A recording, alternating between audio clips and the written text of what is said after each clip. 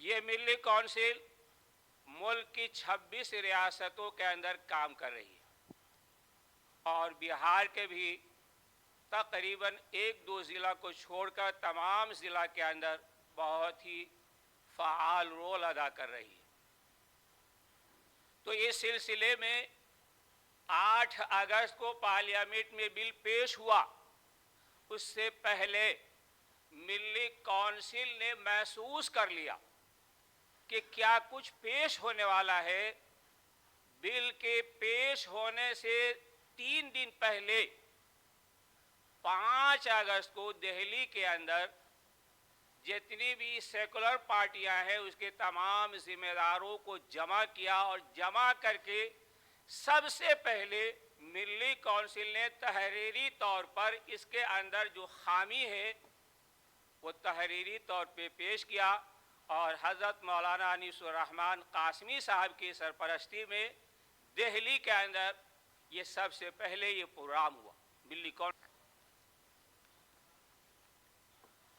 بسم اللہ الرحمن الرحیم۔ آج کے اس باوقار اجلاس کی صدارت فرما رہے ملک کے موقر مایہ ناز عالم دین حضرت مولانا مفکر ملت انیس الرحمن قاسمی صاحب دامت برکاتہم العالیہ، قومی نائب صدر آل انڈیا ملی کونسل اور چیئرمین ابوالکلام ریسرچ فاؤنڈیشن و سابق چیئرمین بہار ریاستی حج کمیٹی، اور مایہ ناز عالم دین حضرت مولانا مفتی سہیل احمد قاسمی صاحب مدث اللہ العالی، صدر مفتی امارت شریعہ بہار اڑیسہ و جھارکھنڈ و دیگر اسٹیج پہ موجود معزز حضرات و سامعین کرام، آج کا یہ باوقار اجلاس جس مقصد کے تحت منعقد کیا گیا ہے اس کا 2 خاص موضوع ہے۔ ایک موضوع یہ ہے کہ ہم اور آپ جانتے ہیں کہ ابھی حالیہ دنوں 8 اگست کو مرکزی حکومت نے وقف بل 2024 اس کا مسودہ تیار کر کے پارلیمنٹ میں پیش کیا تھا، لیکن وہ پاس نہیں ہو سکا ہے۔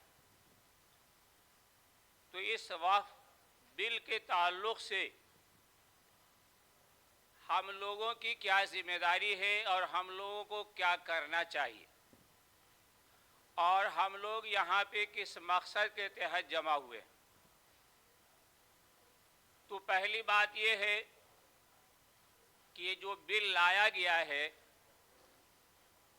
اس بل کے اندر 105 ترامیم ہیں، 105 دفعات نئی شامل کرنے کی کوشش کی گئی ہے۔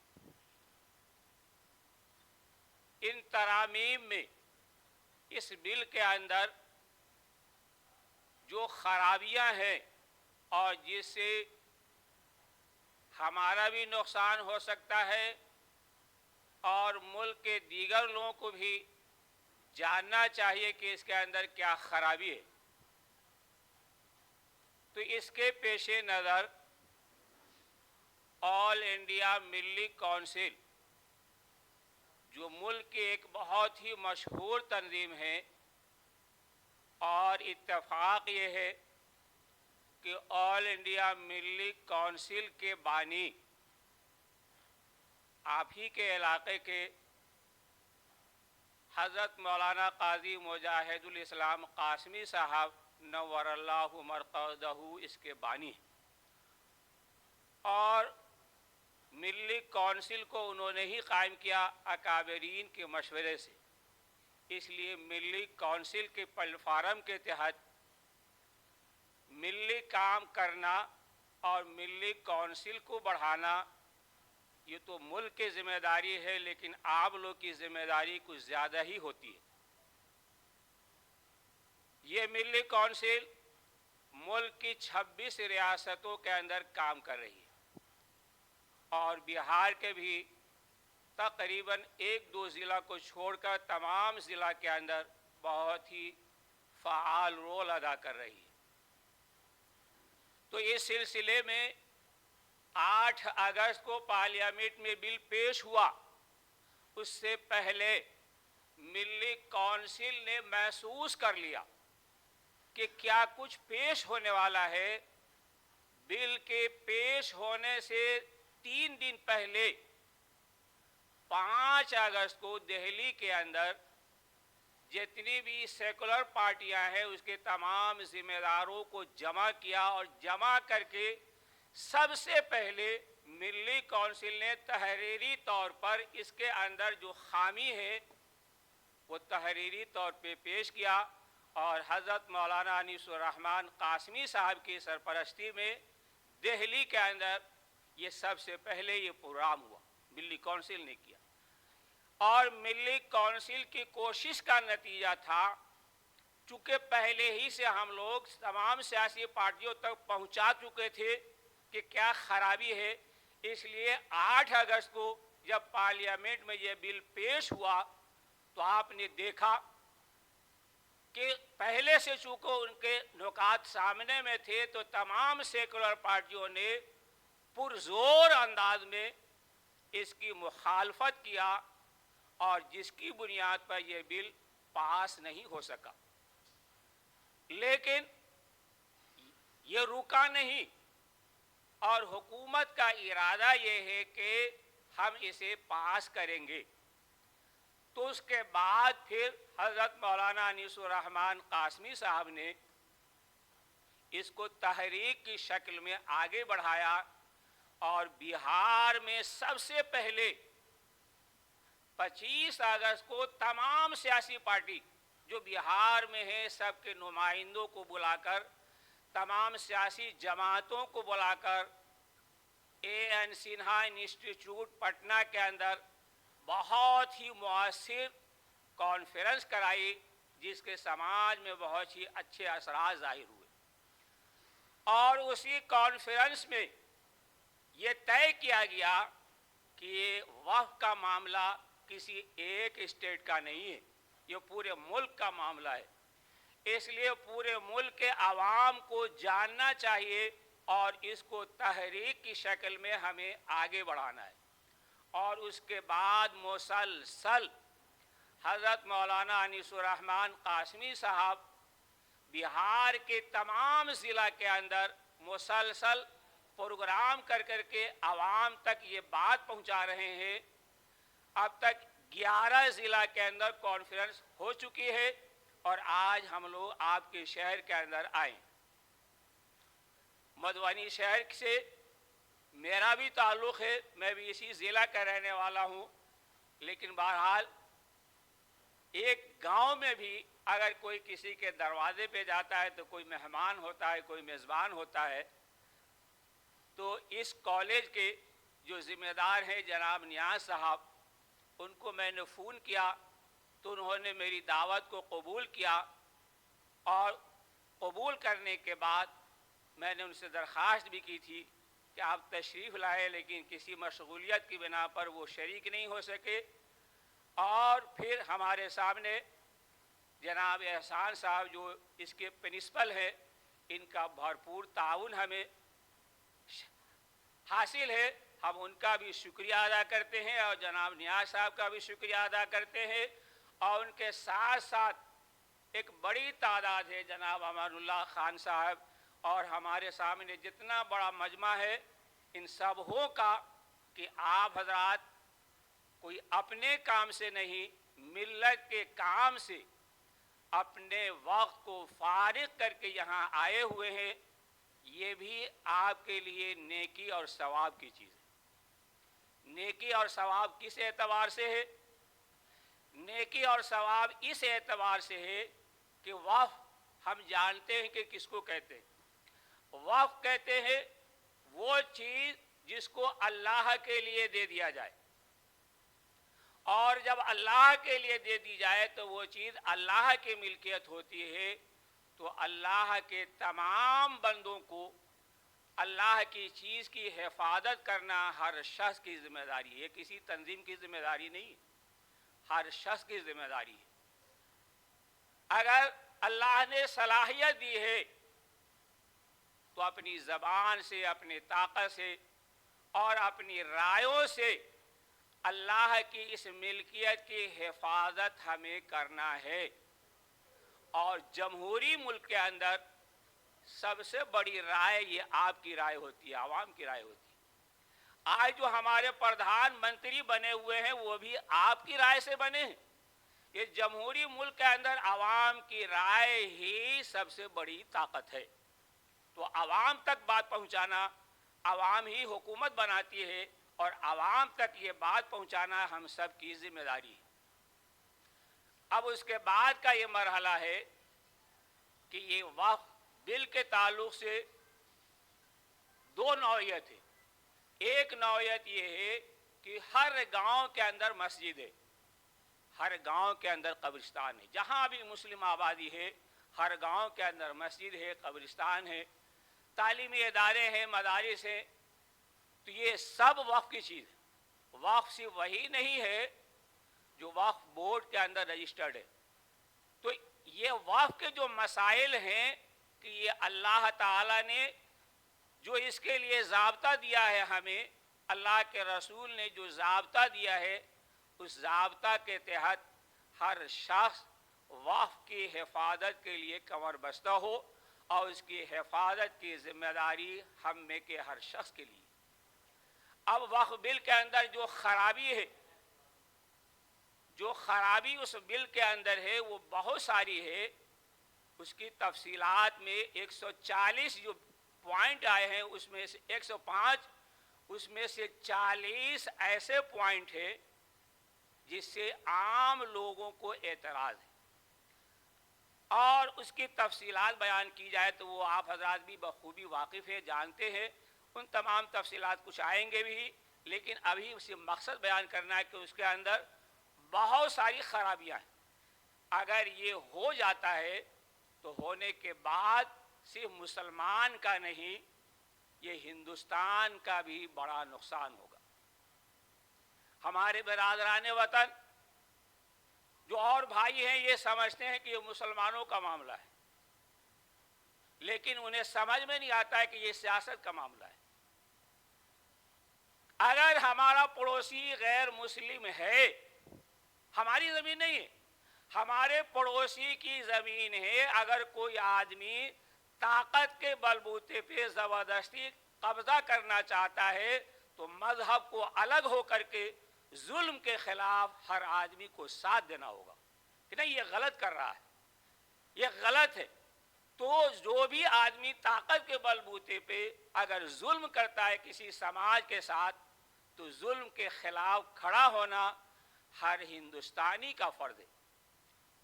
اگر ہمارے یہاں کوئی مندر ہے، اس کو بھی کوئی نقصان پہنچائے گا تو ہماری ذمہ داری ہے کہ ہم اس کی بھی حفاظت کریں۔ تو یہ دھارمک جتنے استھل ہیں یہ ملک کا ایک دھروہر ہے، یہ ملک کی ایک امانت ہے، اس کی حفاظت کی ذمہ داری ہم میں کے ہر شخص کی ہوتی ہے۔ ہم میں کا ہر شخص اس کی حفاظت کے لیے جہاں تک ممکن ہو کوشش کرے۔ اور بظاہر تو یہ لگتا ہے کہ یہ مسلمان کا معاملہ ہے، لیکن آپ جانتے ہیں یہاں جو مجمع ہے یہ عوام کا مجمع نہیں ہے، یہ خواص کا مجمع ہے۔ آپ سارے لوگ پڑھے لکھے باشعور ہیں، آپ کو ہم سمجھانے کے لیے نہیں آئے، آپ کو آپ کی جو ذمہ داری ہے وہ بتانے کے لیے آئے ہیں، یہ آپ کی بھی ذمہ داری ہوتی ہے۔ آپ جانتے ہیں کہ مہینوں سے بلکہ سالوں گزر رہا ہے ہمارے کسان بھائی دھرنا دے رہے ہیں کہ نہیں دے رہے؟ کسان بھائی کیوں دھرنا دے رہے؟ مسلمان ہے، وہ اس ملک کا باشندہ ہے، لیکن ان کی زمین کو بھی اپنی تحویل میں لے کر چند پونجی پتی جو لوگ ہیں ان کو دینے کی حکومت کی پلاننگ ہے۔ تو کسان بھائی بھی تو دھرنا دے رہے ہیں، ہم ان کا بھی ساتھ دیتے ہیں۔ اسی طرح سے جو وقف کی پراپرٹی ہے، یہ چاہتے ہیں کہ اس زمین کو کسی طرح سے قانونی طور پہ اپنے قبضے میں لے کر جو چند پونجی پتی لوگ ہیں ان کو ہم زمین دے سکیں۔ یہاں کے ایئرپورٹ کی زمین کو کس نے دے دیا؟ ریلوے کی زمین کو کس نے دے دیا؟ مسلمانوں کی زمین۔ یہ حکومت کا یہ جو قدم ہے یہ کسی ایک سماج کے لیے نہیں، اس لیے سماج کے ہر طبقے کو، اگر کسان کے ساتھ ظلم ہوتا ہے تو ہم میں کا ہر شہری اس کا بھی ساتھ دیتا ہے۔